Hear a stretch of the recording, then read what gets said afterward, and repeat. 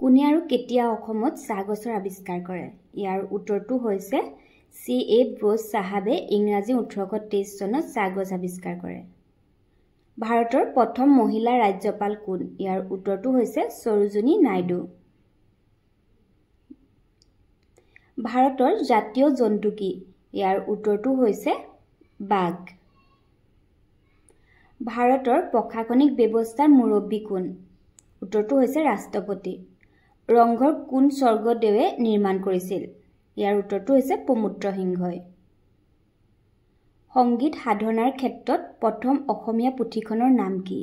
ইয়াৰ উত্তৰটো হৈছে সংগীত কোষ লক্ষীনাথ বেজবৰুৱাদেৱৰ।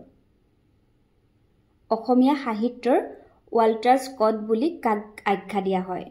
ইয়াৰ উত্তৰটো হৈছে ৰজনীকান্ত বৰদলৈ। কোন আহোম ৰজাৰ দিনত প্ৰথম মোৱামৰীয়া বিদ্ৰোহ হৈছিল? ইয়াৰ উত্তৰটো হৈছে স্বৰ্গদেউ লক্ষীসিংহৰ দিনত। কোন তাৰিখত অসমত ক্ৰীড়া দিৱস উদযাপন কৰা হয়? ইয়াৰ উত্তৰটো হৈছে 17 অক্টোবৰ।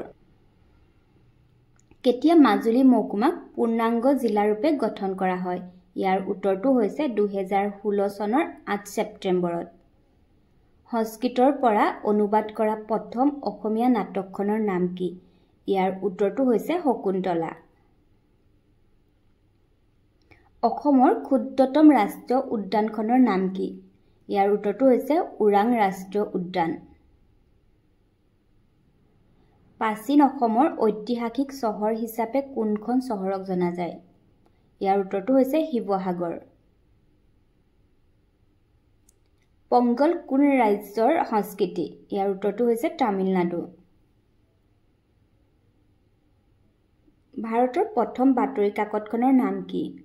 ইয়াৰ উত্তৰটো হৈছে Bengal gazette. History of the Assam rifles গ্ৰন্থখনৰ লেখক কোন?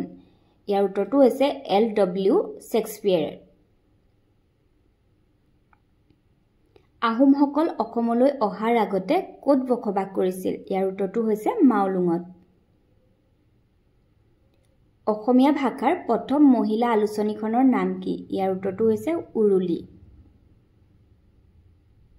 হাছং কোন জনগোষ্ঠীৰ উৎসৱ? ইয়াৰ উত্তৰটো হৈছে ৰাভা জনগোষ্ঠীৰ।